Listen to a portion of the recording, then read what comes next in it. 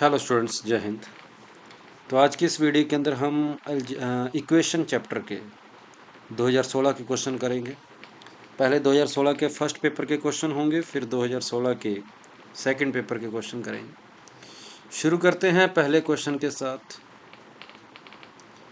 कह रहा है इफ़ द इक्वेशन, दो आपको इक्वेशंस दे रखी है कुछ इस तरीके से। पहली इक्वेशन है और ये आपके पास दूसरी इक्वेशन है।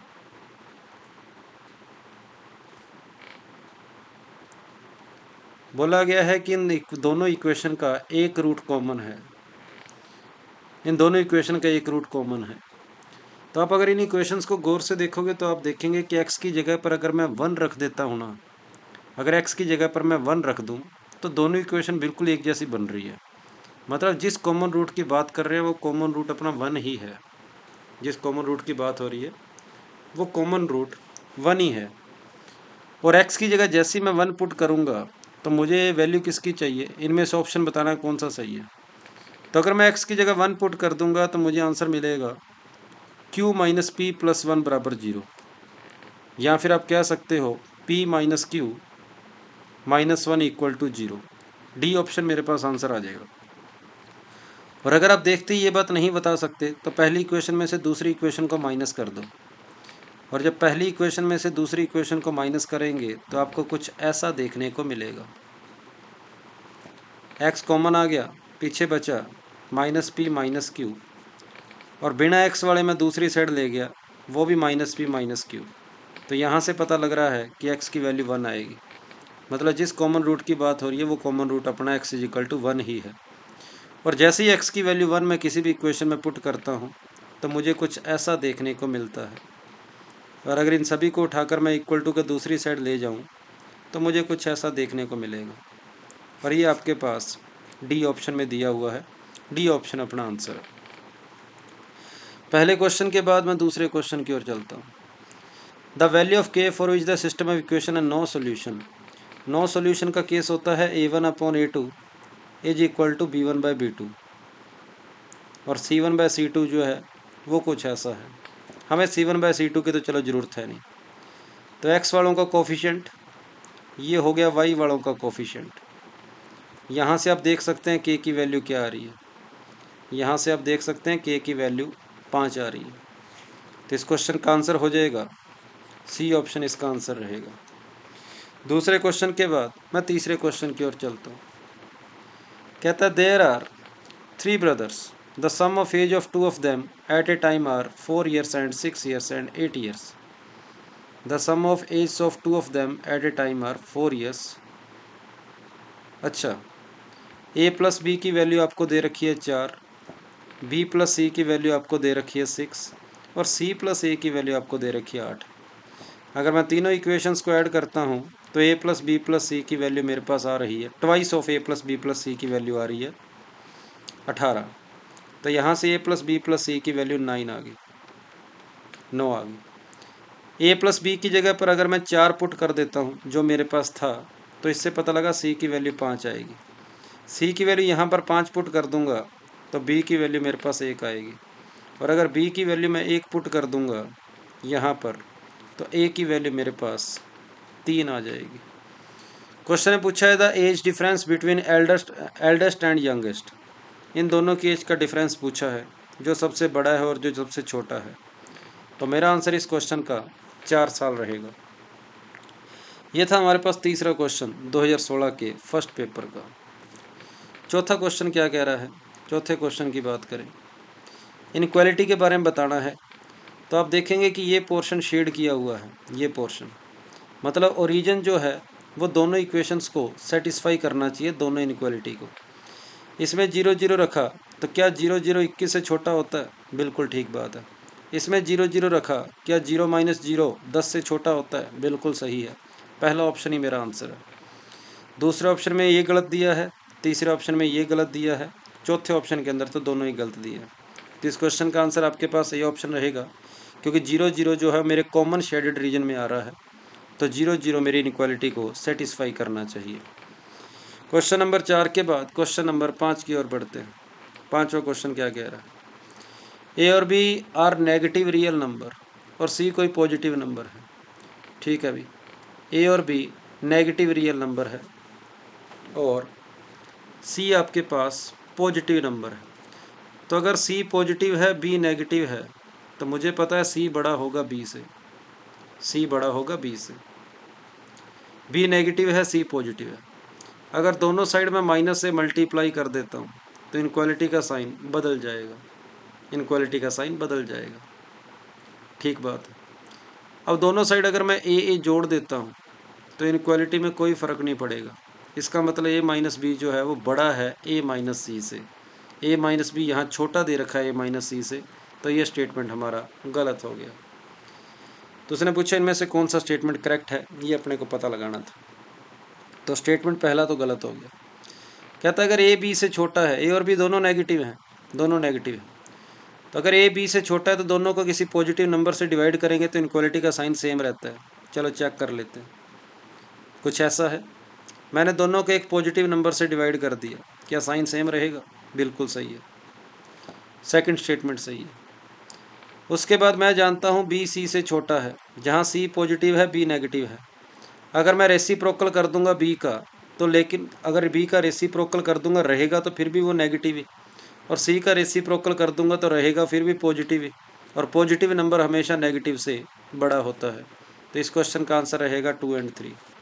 तो रेसिप्रोकल करने पर इनक्वालिटी का साइन तब बदलता है जब दोनों साइड यहाँ तो पॉजिटिव हो या दोनों साइड नेगेटिव हो। एक साइड नेगेटिव एक साइड पॉजिटिव है तो इनक्वालिटी सेम रहती है। क्वेश्चन नंबर 5 के बाद क्वेश्चन नंबर 6 की ओर चलते हैं। If roots of equation are in the ratio P ratio Q, तो कहता है इसकी वैल्यू बताओ क्या होगी, इसकी वैल्यू। तो इसका आंसर 0 आएगा। पेपर के अंदर बार बार रिपीट हुआ क्वेश्चन है। यहाँ पर अगर मैं रूट के अंदर पी क्यू एलसीएम ले लेता हूँ तो ऊपर बनेगा P plus Q, P plus Q, कुछ ऐसा आएगा। और प्लस में रूट एम बाई एल यहाँ पर पड़ा ही है।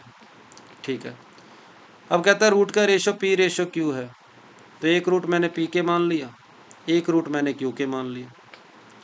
तो पी के और क्यू के का जो प्रोडक्ट आ रहा है वो सी बाई ए से एम बाई एल आ गया, और पी के प्लस क्यू के का जो सम आ रहा है वो मेरे पास माइनस एम बाई एल आ रहा है। तो यहाँ से सभी की वैल्यू पुट कर देते हैं।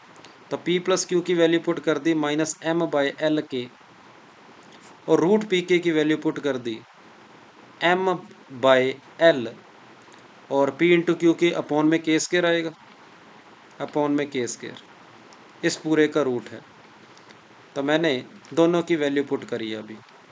तो आप देखेंगे कि के स्क्वायर से तो के कैंसिल हो जाएगा, ऊपर जो चीज़ बिना रूट के अंदर पड़ी है वही चीज़ नीचे रूट में पड़ी है, तो जब आप काटोगे तो ऊपर रूट बच जाएगा, और यही सेम चीज़ नेगेटिव में पड़ी है और आगे पॉजिटिव में पड़ी है, तो आपका आंसर जो हो जाएगा वो 0 हो जाएगा। मतलब माइनस का रूट एम बाई एल में प्लस का root M by L add हो रहा है और अपना आंसर 0 आ रहा है। यह था क्वेश्चन नंबर 6 जिसका आंसर ये ऑप्शन रहेगा। क्वेश्चन नंबर 7 की ओर चलते हैं। 7वां क्वेश्चन क्या कह रहा है? कहता है अल्फा और बीटा इस इक्वेशन के रूट हैं, तो कहता है अल्फा इंटू बीटा की वैल्यू बताओ क्या है। तो यहाँ पर तरीका तो यही आपको जो दिखाई दे रहा है सामने कि होल स्क्वायर करना पड़ेगा, लेकिन अगर होल स्क्वायर करके देखते हैं तो मेरे ख्याल से काफ़ी लंबा जाएगा। चलो कोशिश करते हैं, अगर होल स्क्वायर से आंसर आ गया तो अच्छी बात है जल्दी, नहीं तो फिर आपको शॉर्ट ट्रिक तो मैं डायरेक्ट उसके बाद ऑप्शन से अपने कर लेंगे, वो मैं आपको बता दूंगा। सबसे पहले मैंने दोनों साइड होल स्क्वायर किया, तो जब दोनों साइड होल स्क्वायर करता हूँ तो मुझे ऐसा देखने को मिला। दोनों साइड जब मैंने होल स्क्वायर किया तो कुछ ऐसा आया, और 2ab वाली टर्म से दोनों रूट के रूट वैसे के वैसे पड़े हैं। इक्वल टू में आ जाएगा x square plus 25 minus 10x आ गया। अब मैं बिना रूट वाले सारे एक साइड ले जाता हूँ और रूट वाले सारे दूसरी साइड, रूट वाले जो हैं वो दूसरी साइड ले जाता हूँ। तो 3x square 2x square 5x square हो गया, उसमें से एक एक्स स्क्वायर को माइनस कर देंगे तो 4x स्क्वायर बच गया। माइनस का 7x और माइनस का 7x माइनस का 14x हो गया, 10x इधर आएगा तो माइनस का 4x बच जाएगा। माइनस का 30 और माइनस का 5 मिलकर माइनस 35 बनाएंगे, और प्लस 25 इधर आके माइनस 25 हो जाएगा, तो माइनस 35 और माइनस 25 माइनस का 60 आ जाएंगे। इक्वल टू में 2 के अंदर दोनों रूट वैसे के वैसे पड़े ही हैं जो आपके पास दोनों रूट थे। और अगर मैं 2 कॉमन लेकर कैंसिल करता हूँ तो 2x² minus 2x minus 30 equal to, दोनों रूट वैसे के वैसे पड़े ही हैं, 3x² माइनस 7x माइनस 30 और रूट के अंदर आ गया 2x² माइनस 7x माइनस 5। दोनों साइड फिर होल स्क्वायर करेंगे, दोनों साइड होल स्क्वायर करेंगे तो दोनों साइड होल स्क्वायर करेंगे तो x की पावर 4 के अंदर इक्वेशन बनने की संभावना लग रही है, x की पावर 4 के अंदर इक्वेशन बनने की संभावना लग रही है। तो चलो कोई बात नहीं, एक बार अंदर वाले के फैक्टर देख लेता हूँ, अगर फैक्टर बन जाए तो और भी अच्छी बात है।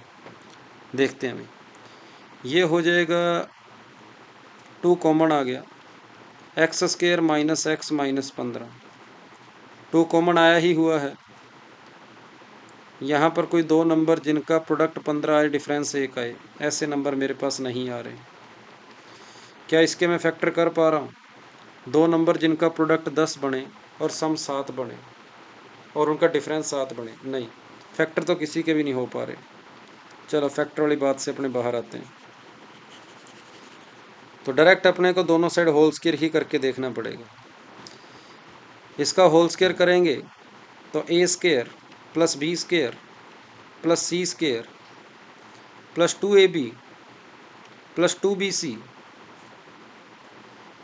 30 इंटू 2 60 इंटू 2 120 प्लस 2ca, तो माइनस का आ जाएगा 30 into 2 60 into 2 120 x² is equal to, इनका स्क्वायर करेंगे तो रूट हट जाएंगे, 3x² को पूरे से मल्टीप्लाई कर देते हैं 6x की power 4 minus 21x³ minus 15x², फिर माइनस 7x को सभी से करेंगे तो माइनस 14x³ प्लस का 49x² प्लस का 35x minus 60x² plus 210x plus 150, कुछ ऐसा आ गया। x³ वाले क्या कुछ हैं, x³ वाले कहाँ कहाँ पर है, ये माइनस का 21 है, माइनस का 14 है, और x की पावर 4 वाले कुछ ऐसे हैं। तो 2x की पावर 4 x³ वाले हो जाएंगे माइनस का 14 और माइनस का 21 माइनस 35 हो गया, माइनस 35 में प्लस 8 कर देंगे तो माइनस का 27 बचेगा। अब x² वाले मेरे पास इधर बचे हैं माइनस का 15 और प्लस का 49, तो बचा 34 और ये 4 उधर जाके माइनस हो जाएगा, बचा 30 में 120 जुड़ जाएगा तो 150 x² आ जाएगा। अब बात करते हैं अकेले x वाली, अकेले x वाला ये 35 है और ये 210 है, ये दोनों ने मिलकर बना लिया 245। 245 में से 120 को माइनस करेंगे तो 125 बचेगा, ये हो गया x वाला। अब सिर्फ कांस्टेंट देख लेते हैं, यहाँ पर 150 और यहाँ पर 900 है, ये उधर जाकर जब माइनस होएगा तो ये बचेगा 750 इक्वल टू 0। अब ये मेरे पास एक इक्वेशन आ गई, और इस इक्वेशन को देखकर तो सोल्व करना मुझे मुश्किल लग रहा है कि इस इक्वेशन को सोल्व कैसे किया जाए। क्या कुछ कॉमन आ रहा है, कुछ पता लग रहा है, डायरेक्ट नहीं पता लग रहा। तो मैंने जब होल स्क्वायर करके देखने की कोशिश करी तो मुझे इस क्वेश्चन का फ़िलहाल जवाब नहीं मिल रहा। चलो बाहर आते हैं, चलो ऑप्शन पुट करके देखते हैं, ऑप्शन से अगर बात बनती है तो। मैं इस पूरे को साफ कर रहा हूँ, चलो देखते हैं। ये क्वेश्चन नंबर कौन सा था, 7वां क्वेश्चन था अपना। अल्फा इंटू बीटा, -15 आने की क्या क्या फैक्टर हो सकते हैं। -15, 1 और 15 मल्टीप्लाई, 1 और माइनस का 1 और 15 मल्टीप्लाई होकर भी -15 बना सकते हैं, सही बात है। और -15 कौन बना सकता है, प्लस का 1 और माइनस का 15 मिलकर -15 बना सकते हैं, क्योंकि अल्फा इंटू बीटा मैं चेक कर रहा हूँ क्या क्या हो सकता है। 1 15 की बात होगी, अब 3 5 की बारी आ गई, 3 और -5 मिलकर या फिर -3 और 5 मिलकर 15 -15 बना सकते हैं। तो -15 आने की ये 4 संभावनाएं हैं। फिर माइनस का 5 कब कब आ सकता है, -5 आ सकता है 5 इंटू -1 करके, या -5 इंटू 1 करके। फिर 0 आने की क्या संभावना है, 0 आने की, 0 आने का मतलब अल्फा और बीटा में से कोई भी एक को 0 होना पड़ेगा, या अल्फा इज इक्वल टू 0 हो या फिर बीटा इक्वल टू 0 हो। और 5 आने की क्या संभावना है, या तो 5 इंटू 1 हो या फिर -5 इंटू -1 हो। चलो चेक करते हैं इनमें से। कौन सा अपना सेटिस्फाई करता है। सबसे पहले मैंने x को 0 पुट करके देखा तो रूट के अंदर नेगेटिव बन गया, 0 वाला केस ख़त्म हो गया, ये मेरा आंसर नहीं हो सकता। ठीक बात है। उसके बाद मैंने x को 1 पुट करके देखा, 1 पुट करके देखा तो यहाँ पर रूट के अंदर ये नेगेटिव आ रहा है, 1 वाले केस सारे मेरे कट जाएंगे, जिसके पास 1 आ रहा है वो सारे केस मेरे कट गए। उसके बाद -1 का रख के देखते हैं, -1 क्या मेरे रूट के अंदर आ सकता है। -1 रख के देखा, वो भी सेटिस्फाई नहीं कर रहा, मतलब -1 वाले केस भी कटेंगे, और -1 वाले केस भी कटेंगे तो इसका मतलब मेरा आंसर ए ऑप्शन आएगा, क्योंकि बाकी सारे कैंसिल हो चुके हैं। अब इन दोनों में से देख लेते हैं कौन सेटिस्फाई कर रहा है, या तो 3 × -5 होगा या -3 × 5 होगा। चलो 3 रख के देखते हैं। 3 रखने पर ये बना 27 - 21, 27 - 21 6 नेगेटिव आ रहा है अंडर रूट के अंदर, मतलब 3 भी नहीं आ सकता, तो ये केस भी कैंसिल हो गया। लास्ट सिर्फ एक केस बचा, इसको तो सेटिस्फाई करना ही पड़ेगा क्योंकि और कोई ऑप्शन है ही नहीं हमारे पास। तो x को 5 रखता हूँ तो 75 - 7 5, 75 - 65, ठीक है, पॉजिटिव आ रहा है, और रूट के अंदर कितना आ रहा है, 10 आ रहा है। यहाँ 5 रख के देखा तो ये बना 50 - 40 10, रूट 10 - रूट 10 0 आ रहा है, 5 - 5 0 आ रहा है, 5 रख सकते हैं, कोई दिक्कत नहीं है। फिर -3 भी रख के देख लेना, वो भी सेटिस्फाई कर जाएगा। इसका मतलब मैं -3 और 5 दोनों वैल्यू रख सकता हूँ, तो इस इक्वेशन के यही दो रूट हैं, एक -3 और 5, इसलिए इस क्वेश्चन का आंसर जो आएगा वो ये ऑप्शन आएगा। तो पूरा लेंथी क्वेश्चन सोल्व करने की बजाय आप इस तरीके से इस क्वेश्चन को ट्राई कर सकते हो, आपका आंसर आ जाएगा। बाकी इसका पूरा जो कंप्लीट सोल्यूशन है, जो सब्जेक्टिवली जिस तरीके से अपने अभी ट्राई की थी, जिस तरीके से, उस तरीके का अगर आपको सोल्यूशन चाहिए तो इसका मैं नीचे अपने डिस्क्रिप्शन के अंदर मैं अलग से सोल्व करके वीडियो डाल दूंगा, उसका लिंक मैं आपको दे दूंगा। अगर आपने बेसिक से देखना हो तो आप वहाँ से देख लें। चलो, ये था क्वेश्चन नंबर 7। क्वेश्चन नंबर 7 के बाद मैं क्वेश्चन नंबर 8 की ओर चलता हूँ। 8वां क्वेश्चन क्या कह रहा है? कह रहा है let P and B non zero integral consider the polynomial this. ठीक है, पी और क्यू जो है नॉन जीरो इंटीग्रल वैल्यू है। It is given that x - m और x - k are linear factor of a, मतलब इसके दो रूट हैं, where m is non zero integer, k is positive और k 2 या 2 से बड़ा है। ये तो नकली बातें करी है इसने, मतलब एक रूट m है, एक रूट k m है, तो मुझे पता है दोनों रूट का सम जो होता है वो -b/a होता है, मतलब -p आ गया। दोनों रूट का जो प्रोडक्ट होता है वो मुझे पता है c/a होता है, तो q आ गया। ऊपर वाले से मैं m की वैल्यू निकालूंगा, नीचे वाले के अंदर पुट कर दूंगा, अब आंसर आ जाएगा। तो k का k पड़ा ही है, यहाँ आ गया m², ऊपर वाले से m की वैल्यू आ रही है माइनस का p/1 + k, ये मैंने m की वैल्यू पुट कर दी, इक्वल टू में q। इस पूरे को अपने सोल्व कर देंगे, आंसर आ जाएगा। तो p² k is equal to 1 + k का होल स्क्वायर इंटू में q आ गया। तो ऐसा कौन से ऑप्शन में दिया है, ऐसा कौन से ऑप्शन में दिया है? p² k equal to k + 1 का whole square into q, second option आपके पास इस क्वेश्चन का आंसर हो जाएगा। तो पहली इक्वेशन में से मैंने m की वैल्यू निकाल कर दूसरी इक्वेशन में पुट करी थी। क्वेश्चन नंबर 8 के बाद क्वेश्चन नंबर 9 की ओर चलते हैं। If linear factor of this are p and q, तो p + q की वैल्यू पूछिए क्या होगी। तो पहले मैं इस ब्रैकेट को अंदर मल्टीप्लाई कर देता हूँ, लीनियर फैक्टर की बात की गई है, तो यहाँ पर ax कॉमन आया, x - a, -1 कॉमन आया, x - a, x - a दोनों में कॉमन आया, ax - 1। तो एक लीनियर फैक्टर अपना x - a है और एक लीनियर फैक्टर अपना ax - a। x - a को मैंने p बोल दिया और दूसरे लीनियर फैक्टर को मैंने q बोल दिया, ax - 1 को। क्वेश्चन वाले ने p + q की वैल्यू पूछी है क्या होगी, तो दोनों को ऐड कर दो, x - a + ax - 1। तो इन दोनों में से मैंने x कॉमन ले लिया तो पीछे a + 1 बच गया, इन दोनों में से -1 कॉमन ले लिया तो पीछे a + 1 बच गया, दोनों में से a + 1 कॉमन ले लिया, पीछे x - 1 बच गया। ये मेरे क्वेश्चन का आंसर है, a + 1 है और x - 1 है, तो इस क्वेश्चन का आंसर रहेगा ए ऑप्शन। क्वेश्चन नंबर 9 के बाद क्वेश्चन नंबर 10 की ओर चलते हैं। ये sum of roots of equation equal to sum of square of the reciprocal. कहता है if the sum of roots of the equation is equal to sum of square of the reciprocal, इसके बराबर है, तो बताओ इनमें से कौन सी कंडीशन बनेगी।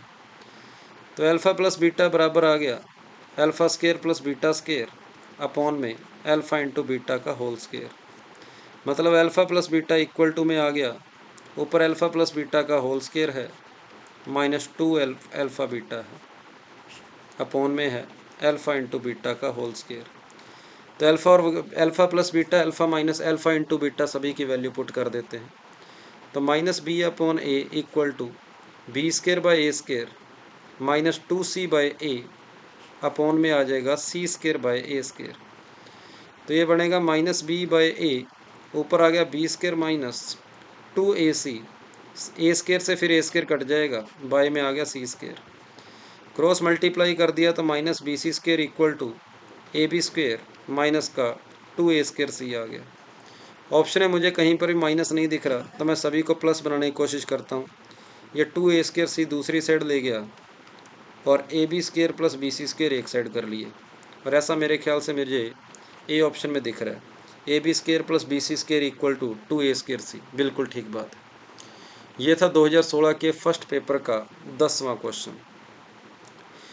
11वें क्वेश्चन की ओर चलते हैं। Under what condition on P and Q one of the roots of equation is the square of the other. एक रूट अल्फ़ा है, दूसरा रूट कह रहा है अल्फ़ा स्क्वायर है। चलो, रूट का सम मुझे पता है माइनस बी अपॉन ए के बराबर होता है, रूट का प्रोडक्ट मुझे पता है सी अपॉन ए के बराबर होता है। तो अल्फ़ा क्यूब की वैल्यू क्यू आ गई, तो यहाँ से अल्फ़ा की वैल्यू क्यू की पावर 1/3 आ गई, और ये अल्फ़ा की वैल्यू उठाकर मैं इक्वेशन नंबर 1 में पुट कर रहा हूँ। तो क्यू की पावर 1/3 प्लस क्यू की पावर 2/3 इक्वल टू हो गया माइनस पी। दोनों साइड होल क्यूब कर देते हैं, होल क्यूब। तो ए प्लस बी के होल क्यूब का फॉर्मूला होता है A cube plus B cube plus 3ab, Q की पावर 1/3 इंटू क्यू की पावर 2/3 आ गया ए प्लस बी, क्यू की पावर 1/3 प्लस क्यू की पावर 2/3 इक्वल टू में आ गया माइनस पी का क्यूब। अब इसकी वैल्यू इक्वेशन नंबर 1 से ही कह सकते हो, या फिर यहाँ से कह सकते हो, जो मैंने यहाँ पर इसको इक्वेशन नंबर 2 बोल देते हैं कि क्यू की पावर 1/3 प्लस क्यू की पावर 2/3 इसकी वैल्यू माइनस पी है, तो इसकी जगह माइनस पी पुट कर देते हैं। तो Q plus Q square plus ये बन गया, टोटल ये क्यू बन गया, और इसकी वैल्यू माइनस पी है, और इक्वल टू में दे रखा है माइनस का पी क्यूब। इसको देखकर आप बता सकते हैं कौन सा आंसर आएगा। तो माइनस पी क्यू वाले को इधर ले जाओ और इसको दूसरी साइड ले जाओ सारे को, तो आप देखेंगे सी ऑप्शन आपके पास आंसर आ जाएगा। P Q plus Q square equal to 3pq। ये था क्वेश्चन नंबर 11। क्वेश्चन नंबर 11 के बाद मैं क्वेश्चन नंबर 12 की ओर चलता हूँ। सबसे पहले एक्स स्केयर एलसीएम लेता हूँ, तो मेरे पास बचेगा X square plus X minus 1 is greater than equal to 0। अब एक्स स्केयर तो हमेशा पॉजिटिव ही होता है, 0 के अंदर चला गया, और इस इनक्वालिटी को सोल्व करके दो वैल्यू आएगी, एक वैल्यू छोटी होगी एक बड़ी होगी। छोटी वैल्यू को लेफ्ट में लिखेंगे, बड़ी वैल्यू को राइट में लिखेंगे। हमें ग्रेटर देन का साइन चाहिए, तो पॉजिटिव वाले पोर्शन जो है वो मेरा आंसर हो जाएंगे। मतलब मेरा आंसर जो आएगा बीटा से बड़ा आएगा और अल्फ़ा से छोटा आएगा। तो इस बात को देखते हुए आप कह सकते हैं बिना सोल्व करे ही आपका आंसर डी ऑप्शन हो जाएगा, क्योंकि किसी एक वैल्यू से आंसर आपका हमेशा छोटा रहेगा और किसी एक वैल्यू से आपका आंसर हमेशा बड़ा रहेगा, और ये बात आपको डी ऑप्शन में दिख रही है। अब वो वैल्यू है क्या, आप श्रीधर आचार्य फॉर्मूले से निकाल सकते हो। X is equal to minus का B plus minus B square minus 4ac upon 2a। तो आप देखेंगे कि आपको -1 प्लस माइनस √5/2 यही दो वैल्यू मिलेगी जो आपको यहाँ पर दिखा रखी है। एक बार प्लस का साइन ले लेना, एक बार माइनस का साइन ले लेना, तो प्लस वाली वैल्यू बीटा हो जाएगी, और जब माइनस का साइन लोगे वो वैल्यू अल्फ़ा हो जाएगी। तो आपके प्लस वाले से बड़ा आंसर आएगा और माइनस वाली वैल्यू से छोटा आंसर आएगा, तो इसलिए आपका आंसर डी ऑप्शन हो जाएगा। क्वेश्चन नंबर 2016 पेपर अपने 2016 के फर्स्ट पेपर का 12वां क्वेश्चन था। ये 13वें क्वेश्चन की ओर चलते हैं। 13वां क्वेश्चन ये हो गया 2 की पावर 2x इंटू में 2 की पावर y इक्वल टू 2 की पावर 7। तो यहाँ से इक्वेशन बन गई 2x प्लस वाई बराबर 7। यहाँ से मेरे पास आ गया 3 की पावर 3 इंटू 3 की पावर 2y बराबर आ गया 3 की पावर 2xy, और यहाँ से इक्वेशन बन गई है 3 प्लस 2y बराबर 2xy। ये दो इक्वेशंस आ गई है। इन दोनों इक्वेशंस को सोल्व करके मुझे x और y की वैल्यू निकालनी है। चलो, कोई ज़्यादा मुश्किल है नहीं अपने पास, हम यहाँ से वैल्यू पुट करके डायरेक्ट कर सकते हैं कि अगर सर मैं x को 1 पुट करता हूँ तो y मेरे को 5 लेना पड़ेगा। x को अगर 1 रखता हूँ तो y की वैल्यू 5 आएगी। चलो x को 1 और 5 रख के देखो क्या सेटिस्फाई कर रहा है? नहीं कर रहा। x को 2 रख के देखा तो y 3 आएगा। x को 2 रख के देखो y 3 सेटिस्फाई कर रहा है। x को 2 रखा तो क्या y 3 सेटिस्फाई कर रहा है? x को 2 और y को 3, तो ये बन गया 9 और इधर बन गया 12। 2 3 ने भी सेटिस्फाई नहीं किया। x को 3 रख लेता हूँ मैं, y को 1 रख लेता हूँ। x को 3 और y को 1। x को जब 3 रखा तो ये आ गया 6, इधर सेटिस्फाई नहीं किया। इस क्वेश्चन में शायद थोड़ी सी करेक्शन है। करेक्शन आप यहाँ पर ये कर लें कि इस 3 की जगह 3x आना चाहिए, जहाँ तक मुझे लग रहा है। अगर ऐसा आएगा तो यहाँ पर थोड़ा सा अपने क्वेश्चन में चेंज आ जाएगा, यहाँ 3x हो जाएगा और यहाँ 3x आएगा। हाँ, चलो अब x प्लस वाई की वैल्यू क्वेश्चन में चाहिए। अब दोबारा रख के देखते हैं क्या x को अगर 1 रखता हूँ तो y की वैल्यू मुझे मिलेगी 5, लेकिन x प्लस वाई की वैल्यू 6 तो ऑप्शन में है ही नहीं, जाने की ज़रूरत ही नहीं है। x को 2 रखता हूँ तो y की वैल्यू मुझे मिलेगी 3, और 2 प्लस 3 5 ऑप्शन में है। चलो 2 और 3 पुट करके देखते हैं। 2 और 3 पुट करके देखा, इधर भी 12 बन रहा है, इधर भी 12 बन रहा है, मतलब 2 और 3 सेटिस्फाई हो रहे हैं। मतलब x की वैल्यू 2 है, y की वैल्यू 3 है, तो x प्लस वाई की वैल्यू आपके पास 5 आ जाएगी। ये इस क्वेश्चन का आपके पास आंसर रहेगा। अगर इस तरीके से वैल्यू नहीं पुट करना चाहते तो ये y की वैल्यू उठाकर यहाँ और यहाँ पर रख दें, आपके पास x की एक क्वाड्रेटिक इक्वेशन आ जाएगी, वहाँ से x की वैल्यू निकल जाएगी। तो इस क्वेश्चन का आंसर रहेगा बी ऑप्शन रहेगा। हल्की सी करेक्शन थी इसमें। क्वेश्चन नंबर 13 के बाद क्वेश्चन नंबर 14 क्या कह रहा है? कहता है इनमें से कौन सा पॉइंट है जो इसकी सोल्यूशन में है। तो पॉइंट डायरेक्ट पुट करके देख लो। x को 5 रख के देखा और -1 रख के देखा, 5 और -1 4 के बराबर आ रहा है, ठीक है। और 3 और -2 रख के देखा, 3 -2 वो भी 4 से छोटा आ रहा है।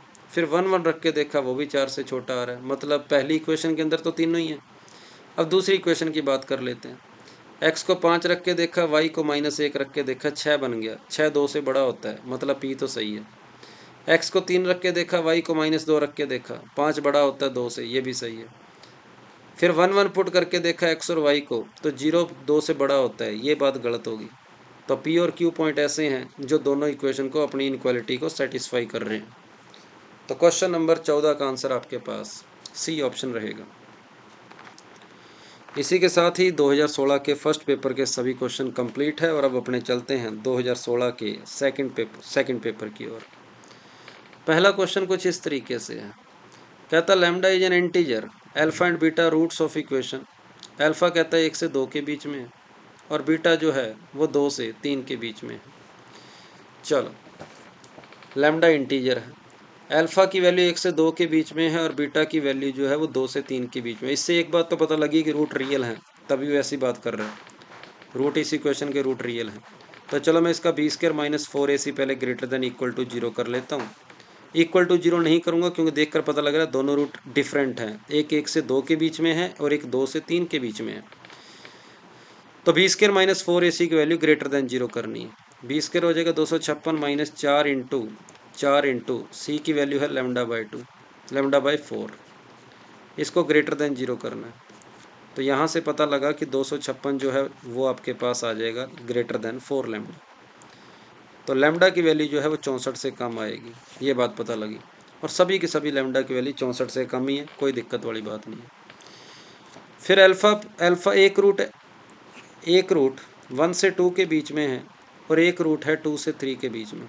मतलब ग्राफ यहाँ तो ऐसा होगा, या फिर ग्राफ जो है वो इस तरीके से होगा, इस तरीके से होगा, आप ये बात कह सकते हैं। अब अगर एक रूट 1 और 2 के बीच में है, अगर एक रूट 1 और 2 के बीच में है, तो आप देखेंगे कि 1 पर अगर वैल्यू नीचे नेगेटिव आ रही है, 1 पर अगर वैल्यू नेगेटिव आ रही है तो 2 पर उसकी वैल्यू आप देखेंगे पॉजिटिव आ रही है। मतलब f(1) इंटू f(2) जो है वो मुझे लेस देन 0 करना पड़ेगा, क्योंकि 1 पर वैल्यू अगर नेगेटिव है तो 2 पर पॉजिटिव आएगी और अगर 1 पर वैल्यू पॉजिटिव है तो 2 पर वैल्यू नेगेटिव आएगी। तो पॉजिटिव इंटू नेगेटिव नेगेटिव होता है। चलो पहले 1 पुट किया तो ये बन गया λ/4, 4 में से 16 गया 12 -12 इंटू 2 पुट किया, 2 दूनी 4 इंटू 4 16, 16 में से 16 -32 प्लस में पड़ा है λ/4 इज लेस देन 0। 4 इधर एल्सियम लेकर सोल्व हो गया तो λ-48 आ गया, और यहाँ से मेरे पास आ जाएगा, ये बचेगा माइनस का 16 और ये आ जाएगा λ+48, नहीं λ-48 ही आएगा, λ-48 नहीं 64 आएगा, λ-64, ये लेस देन 0 है। इसको देखकर पता लगा कि अगर नंबर लाइन के ऊपर मैं दोनों 48 और 64 लेता हूँ तो मेरा आंसर बीच वाला पोर्शन आएगा, क्योंकि मुझे लेस देन 0 चाहिए। तो मैं बोलूँगा लैम्डा की वैल्यू 48 से लेकर 64 के बीच में ही आएगी। ठीक बात है, 48 से लेकर 64 के बीच में आएगी। उसने भी बोला था लैम्डा की वैल्यू 64 से कम आएगी। अब अगले को लेते हैं कि 2 और 3 के लिए। तो मुझे पता है कि 2 और 3 के लिए वही बात होएगी जो 1 और 2 के लिए हुई है, मतलब f(2) इंटू f(3) जो है वो मुझे करना है लेस देन 0। 2 रखा था तो मेरे पास आया था λ-64, अभी थोड़ी देर पहले हमने किया, ये रहा λ-64। 3 पुट किया तो 4, ये आपके पास हो जाएगा 36, और यहाँ 3 पुट किया तो ये हो गया 48 हो गया। 36 में से 48 गया 12, तो ये बनेगा λ-12 इज लेस देन 0। यहाँ से पता λ-12 आएगा और 4 एल्सियम लेकर ये भी 48 बन जाएगा, और यहाँ से पता लगा कि मेरा आंसर 48 से लेकर 64 के बीच में है। इसने भी यही बात बोली है। इसका मतलब ये हो गया कि 48 से लेकर 64 के बीच की सभी वैल्यू जो है वो मेरी हर एक कंडीशन को सेटिस्फाई कर रही है, इसको भी कर रही है, इसको भी कर रही है, इसको भी कर रही है। तो 48 से लेकर 64 के बीच वाले सभी मेरे आंसर हो जाएंगे। कितने वाले क्या कुछ आएगा, 49 आ जाएगा, 50 आ जाएगा, फिर 51 से लेकर 60 तक सारी लाइन तो है ही, फिर 61 है, 62 और 63 है। तो टोटल काउंट कर लें आप कितनी वैल्यू आ रही है। तो यहाँ पर ये आ रही है 10 और 3 13 और 2 15। डी ऑप्शन मेरे पास इस क्वेश्चन का आंसर है कि लैम्डा की 15 वैल्यू पॉसिबल है 49 से लेकर 63 तक। तो ये पहला क्वेश्चन था और ये बढ़िया क्वेश्चन था। उसके बाद मैं दूसरे क्वेश्चन की ओर चलता हूँ। कहता है अल्फा और बीटा इस इक्वेशन के रूट हैं, तो वो इक्वेशन बताओ जिसके रूट ये होंगे। मतलब 1/2 अल्फा होगा एक रूट, और एक रूट 1/2 बीटा होगा। तो इक्वेशन होगी x² minus 1/2 alpha plus 1/2 beta into x plus 1/4 alpha beta equal to 0। अब यहाँ पर अल्फा बीटा एलसीएम आ गया और ऊपर बाहर 1/2 पड़ा ही है, ऊपर बनेगा अल्फा प्लस बीटा, उसकी वैल्यू -b/a से आ जाएगी, 3/5 आ जाएगी, अपॉन अल्फा इंटू बीटा आ गया, अल्फा इंटू बीटा उसकी वैल्यू 2/25 आ जाएगी, बाहर x पड़ा ही है, अल्फा इंटू बीटा की वैल्यू आ जाएगी 2/25। तो अगर मैं इसको सिंप्लीफाई करूँगा तो ये बनेगा x² माइनस, ये 5 से 25 को काटा 5 बार, 5 ऊपर चला गया तो 15/4x आ गया, और प्लस का आएगा 25/8। पूरी इक्वेशन को 8 से मल्टीप्लाई कर देता हूँ अगर मैं, तो मुझे कुछ ऐसा देखने को मिलेगा। और ऐसा देख लें किस इक्वेशन में आ रहा है, बी ऑप्शन जो है ये मेरे पास इस क्वेश्चन का आंसर रहेगा। तो क्वेश्चन नंबर 2 का आंसर बी ऑप्शन होगा। फिर कह रहा है क्वेश्चन नंबर 3, पी और क्यू का 23 इक्वेशन के रूट हैं, तो इनमें से बताएं क्या बात सही है। तो रूट का सम मैं जानता हूँ -b/a होता है, तो -b/a करके देखें -p आएगा। रूट का प्रोडक्ट जो है वो मैं जानता हूँ c/a होता है, q से q कैंसिल हो गया, p की वैल्यू 1 आ गई, और p की वैल्यू अगर मैं 1 पुट करूँगा तो q की वैल्यू जो है वो मुझे -2 मिल रही है। अब यहाँ पर p की वैल्यू अगर आप 1 पुट करेंगे तो q की वैल्यू -2 मिलेगी। वो कह रहा है कि p की और वैल्यू की बात करें। कहता है p की वैल्यू या तो 0 होएगी या फिर 1 होएगी, या फिर -2 होएगी या 0 होगी। p की वैल्यू 1 तो पक्का आई गई है, तो इसको काट दो, इसको काट दो। अब p की वैल्यू 0 या फिर 1 ओनली 1 आएगी या 0 या 1 दोनों हो सकती है, ये चेक कर लेते हैं। तो जब मैंने p q is equal to q किया था तो यहाँ से एक रिजल्ट और भी आ रहा है। अगर मैं क्यू को दूसरी साइड लेके जाता, पी क्यू माइनस क्यू बराबर 0 करता, तो सर पी की वैल्यू 1 ही नहीं आ रही, वहाँ से क्यू की वैल्यू 0 भी आ रही थी। और अगर ये क्यू की वैल्यू 0 को मैं यहाँ पर काम में लेता तो मेरी पी की वैल्यू यहाँ से 0 भी आ जाती। मतलब अगर जब पी 0 है तब क्यू भी 0 है, और अगर पी 1 है तब क्यू माइनस 2 है। तो पी की आपके पास दो वैल्यू संभव है, एक 0 और एक आपके पास 1, ये दो वैल्यू संभव है। तो इस क्वेश्चन का आंसर जो होगा वो ए ऑप्शन रहेगा। तो ये थे आपके पास 2016 के सेकंड पेपर के 3 क्वेश्चन, और 2016 के फर्स्ट पेपर में काफ़ी क्वेश्चन आए थे, 14 क्वेश्चन थे। तो उम्मीद है आपको सभी क्वेश्चन समझ आए होंगे। फिर भी कोई डाउट बचे चैट बॉक्स के अंदर पूछ सकते हैं। थैंक यू सभी को। जय हिंद।